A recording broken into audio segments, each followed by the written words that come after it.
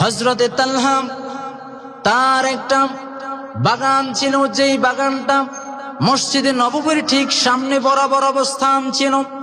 মুহাম্মদুর রাসূলুল্লাহ সাল্লাল্লাহু আলাইহি ওয়াসাল্লাম মসজিদ থেকে যখন বের হতেন, ওই বাগানে তিনি প্রবেশ করতেন।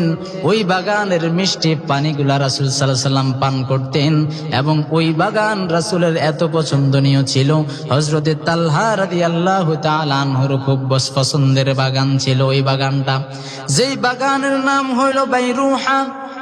এই বাইরুহা বাগান আল্লাহ পাক যখন তার কালামে হাকিমের ভিতরে আয়াত নাজিল করলেন, লান তানালুল বিররা হাত্তা তুনফিকু মিম্মা তুহিব্বুনা ওয়া মা তুনফিকু মিন শাই ফাইন্নাল্লাহা বিহি আলিম। আল্লাহ বললেন, যতক্ষণ তোমরা তোমাদের প্রিয় বস্তুগুলো আল্লাহর রাস্তায় খরচ না করবা, তোমাদের পছন্দের বস্তুগুলো আল্লাহর রাস্তায় যতক্ষণ পর্যন্ত তোমরা খরচ না করবা, ততক্ষণ পর্যন্ত তোমরা কল্যাণকামী হতে পারবে না। বলেন নাউযুবিল্লাহ। যখন এই আয়াতটা নাজিল হলো, হযরত তালহা বললেন, ইয়া রাসূলুল্লাহ, আমার জীবনের সব চাইতে পছন্দনীয়, আমার জীবনের ভালোবাসার পছন্দনীয় হইল আমার এই বাইরুহা বাগানটা। এই বাগানটাকে আমি অনেক ভালোবাসি। আল্লাহ যেহেতু বলেছেন পছন্দের জিনিসটা যতক্ষণ আল্লাহর রাস্তায় দান করা হবে না, ততক্ষণ কল্যাণকামী হওয়া যাবে না। সুতরাং আমি আল্লাহর রাস্তায় আমার এই বাগানটা দান করে দিলাম। পড়ে সুবহানাল্লাহ।